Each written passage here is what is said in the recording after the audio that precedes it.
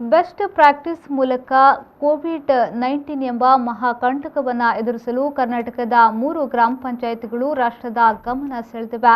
ಈ ಪೈಕಿ ದಕ್ಷಿಣ ಕನ್ನಡ ಜಿಲ್ಲೆಯ ಗ್ರಾಮ ಪಂಚಾಯತ್ ಒಂದು ಕೂಡ ಸೇರಿದೆ ಎಂಬುದು ಜಿಲ್ಲೆಯ ಜನತೆ ಹೆಮ್ಮೆ ಪಡಬೇಕಾದ ವಿಷಯ.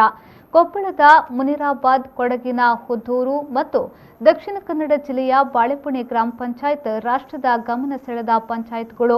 ಕೋವಿಡ್ ಕಷ್ಟಕಾಲದಲ್ಲಿ ಈ ಪಂಚಾಯತ್ಗಳು ಮಾಡಿರುವ ಸಕಾಲಿಕ ಕಾರ್ಯಗಳಿಂದಾಗಿ ಮನ್ನಣೆಗೆ ಪಾತ್ರವಾಗಿವೆ. ಕೋವಿಡ್-19 ರೋಗ ನಿಯಂತ್ರಣ ಕಾರ್ಯಪಡೆಯನ್ನು ರಚನೆ ಮಾಡಬೇಕು ಅಂತ ಹೇಳಿ ಹಾಗೆ ಒಂದು ಸುತ್ತೋಲೆಯನ್ನು ಹೊರಡಿಸಿ ಆ ಕಾರ್ಯಪಡೆಗೆ ಸೂಕ್ತ ಜವಾಬ್ದಾರಿಗಳನ್ನು ಕೂಡ ಕೊಟ್ಟಿತ್ತು. ಸೊ ಅದರಂತೆ ನಾವು ಗ್ರಾಮ ಪಂಚಾಯತಿಯಲ್ಲಿ ಒಂದೂವರೆ ವರ್ಷದ ಹಿಂದೆ ಕಾರ್ಯಪಡೆಯನ್ನು ರಚನೆ ಮಾಡಿ ಅದರ ಜವಾಬ್ದಾರಿಯನ್ನು ಹಂಚಿಕೆ ಮಾಡಿ ಕಾರ್ಯರೂಪಕ್ಕೆ ಇಳಿದಿದ್ವಿ. ಹೀಗಾಗಿ ನಾವು ಪ್ರಥಮ ಅಲೆಯನ್ನು ಬಹಳ ಯಶಸ್ವಿಯಾಗಿ ಇಲ್ಲಿ ಕಟ್ಟಿ ನಿಯಂತ್ರಣ ಮಾಡಿದ್ವಿ. ಅದೇ ರೀತಿ ಈ ಎರಡನೇ ಅಲೆ ನಮಗೆ ಏಪ್ರಿಲ್ 1ರಿಂದಲೇ ನಾವು ಎರಡನೇ ಅಲೆ ಮುನ್ಸೂಚನೆ ಇತ್ತು ಮತ್ತು ನಮ್ಮಲ್ಲಿ ಪಾಸಿಟಿವ್ ಪ್ರಕರಣಗಳು ಅಲ್ಲೊಂದು ಇಲ್ಲೊಂದು ಪತ್ತೆಯಾಗ್ತಾ ಇತ್ತು. ಅದೇ ಸಂದರ್ಭದಲ್ಲಿ ನೂತನವಾಗಿ ರಚನೆಯಾದ ಆಡಳಿತ ಮಂಡಳಿ ಕೂಡ ನಮ್ಮ ಜೊತೆಗಿತ್ತು. ಹೀಗಾಗಿ ನಾವೊಂದು ಸಭೆ ಸೇರಿ ತಕ್ಷಣವೇ ಕಾರ್ಯಪಡೆಯನ್ನು ರಚನೆ ಮಾಡಿ ಅಲ್ಲಿ ಒಂದು ಯೋಜನೆಯನ್ನು ರೂಪಿಸಿ ಕಾರ್ಯರೂಪಕ್ಕೆ ಇಳಿದ್ವಿ. ಅಲ್ಲಿ ಪ್ರಮುಖವಾಗಿ ನಮಗೆ ನಮ್ಮ ಕಾರ್ಯಪಡೆ ಸದಸ್ಯರಲ್ಲಿ ಮುಖ್ಯವಾಗಿ ಈ ವಾರ್ಡ್ ಸದಸ್ಯರು ಅವರು ಆ ಕಾರ್ಯಪಡೆ ಸದಸ್ಯರಾಗಿರ್ತಾರೆ. ಅವರು ತಮ್ಮ ವಾರ್ಡ್ಗೆ ಸಂಬಂಧಪಟ್ಟ ಹಾಗೆ ಸಂಪೂರ್ಣ ಜವಾಬ್ದಾರಿಯನ್ನು ತಗೊಂಡ್ರು.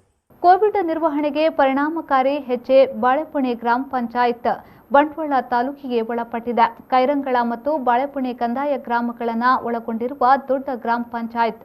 ಈ ಗ್ರಾಮ ಪಂಚಾಯತ್ ಆಡಳಿತ 2020ರ ಮಾರ್ಚ್ನಿಂದಲೇ ಕೋವಿಡ್ ಸೋಂಕನ್ನು ಎದುರಿಸುವಲ್ಲಿ ಪರಿಣಾಮಕಾರಿಯಾಗಿ ಹೆಜ್ಜೆ ಇಟ್ಟಿತ್ತು.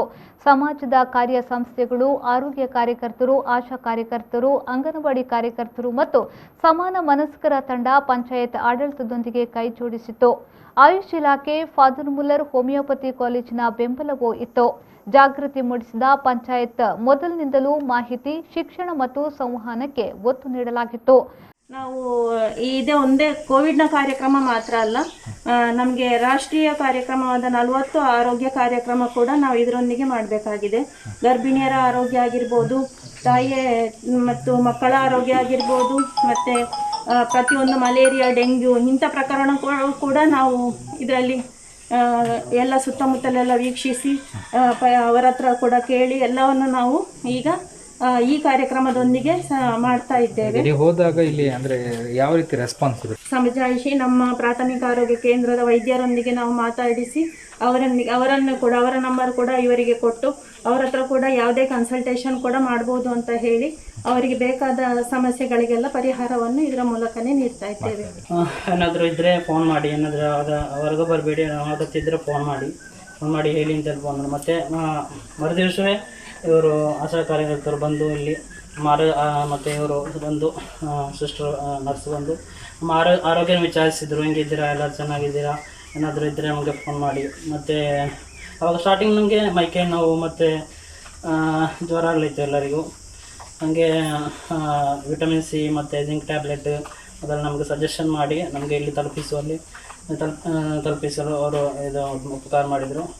ಮತ್ತು ಅದೇ ನಮ್ಮ ಪಂಚಾಯತ್ ಮೆಂಬರ್ ಅವರು ಯಾಕೊಬ್ಬರು ಅವರು ನಮಗೆ ಫೋನ್ ಮಾಡಿ ಆವಾಗವಾಗ ಫೋನ್ ಮಾಡಿ ನಿಮಗೆ ಏನಾದರೂ ಅಗತ್ಯ ಇದ್ದರೆ ಹೇಳಿ, ಸಾಮಾನು ಏನಾದರೆ ಹೊರಗಡೆ ಬರಬೇಡಿ ನಮಗೆ ಫೋನ್ ಮಾಡಿ ಹೇಳಿ ಅವರೆಲ್ಲ ರೀತಿಯಲ್ಲಿ ನಮಗೆ ಸಹಕರಿಸಿ ನಮಗೆ ಇಲ್ಲಿಗೆ ಎಲ್ಲ ತಲುಪಿಸ್ತಿದ್ರು.